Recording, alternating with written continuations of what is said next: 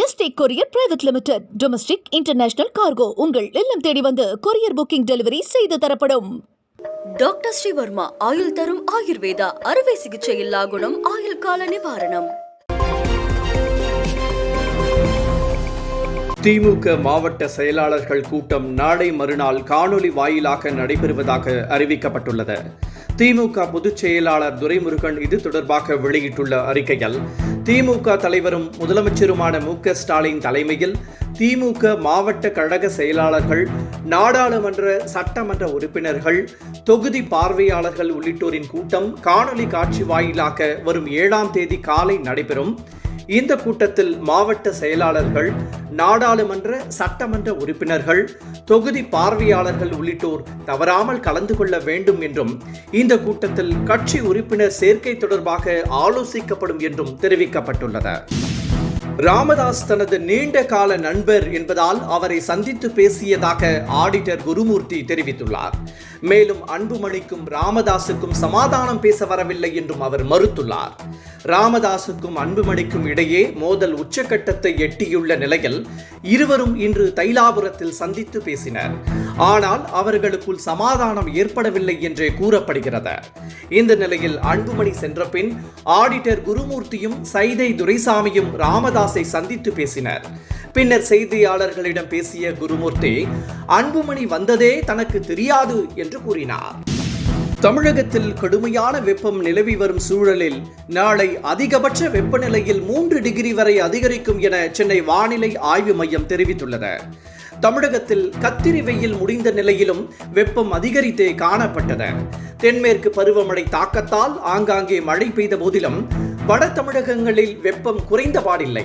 இந்த நிலையில் நாளை 2 முதல் 3 டிகிரி செல்சியஸ் வரை வெப்பம் அதிகரிக்கக்கூடும் என வானிலை ஆய்வு மையம் கணித்துள்ளது.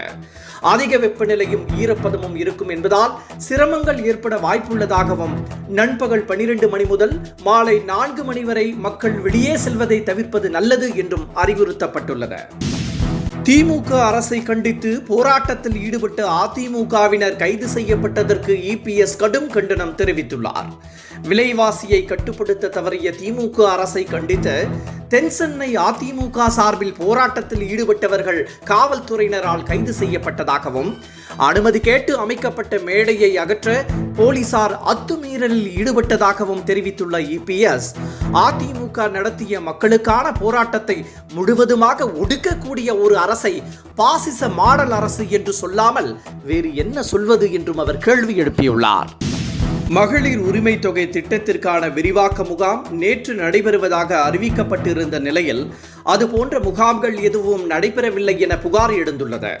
மகளிர் உரிமை தொகை விண்ணப்பிக்க நேற்று பெண்கள் இ-சேவை மையம், தாலுகா அலுவலகம், விஏஓ அலுவலகம் ஆகியவற்றில் சென்றபோது அரசிடம் இருந்து எந்தவித அறிவிப்பும் வரவில்லை என கூறப்பட்டது. இதனால் பெண்கள் அதிருப்தி அடைந்துள்ளனர். நடிகர் விஜய் கல்வி விருது வழங்கும் விழா நடத்தியது குறித்து வேல்முருகன் கடுமையாக விமர்சித்து பேசியதற்கு தமிழிசை கடும் கண்டனம் தெரிவித்துள்ளார். மாணவ மாணவியர்கள் விஜயை அண்ணா என்று அழைப்பது அன்பின் வெளிப்பாடு என்றும் அவர் கூறியுள்ளார். இது அரசியலுக்கு அப்பாற்பட்ட அழைப்பு என்றும், அந்த உறவை கொச்சைப்படுத்துவது குழந்தைகள் மற்றும் பெற்றோரின் மனதை புண்படுத்தும் என்றும் அவர் கூறியுள்ளார். வேல்முருகனின் செயல் தமிழ் பண்பாடும் அல்ல, மனித நேயமும் அல்ல என்றும் தமிழிசை சாடியுள்ளார். தமிழ்நாட்டில் 136 சைபர் கிரைம் குற்றவாளிகள் கைது செய்யப்பட்டுள்ளதாக கூடுதல் டிஜிபி சந்தீப் மிட்டல் தெரிவித்துள்ளார். சைபர் குற்றங்களை ஒடுக்க போலீசார் தீவிர நடவடிக்கைகளை மேற்கொண்டு வருகின்றனர்.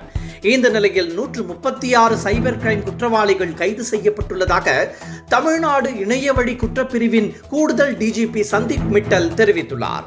இது தொடர்பாக அவர் வெளியிட்டுள்ள செய்திக்குறிப்பில், கைது செய்யப்பட்ட 136 குற்றவாளிகளும் பல்வேறு காவல் நிலையங்களில் பதியப்பட்ட 159 வழக்குகளில் தொடர்புடையவர்கள் என தெரிய வந்துள்ளதாக குறிப்பிட்டுள்ளார்.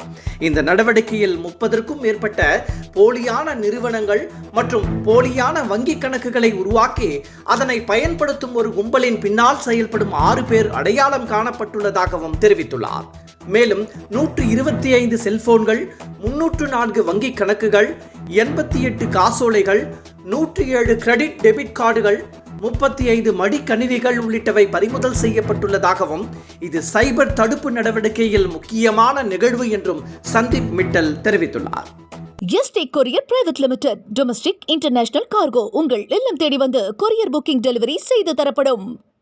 டாக்டர் ஸ்ரீவர்மா ஆயுள் தரும் ஆயுர்வேதா அறுவை சிகிச்சை இல்லா குணம் ஆயுள் கால நிவாரணம்.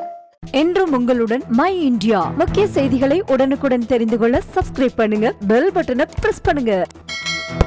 என்றும் உங்களுடன் மை இந்தியா.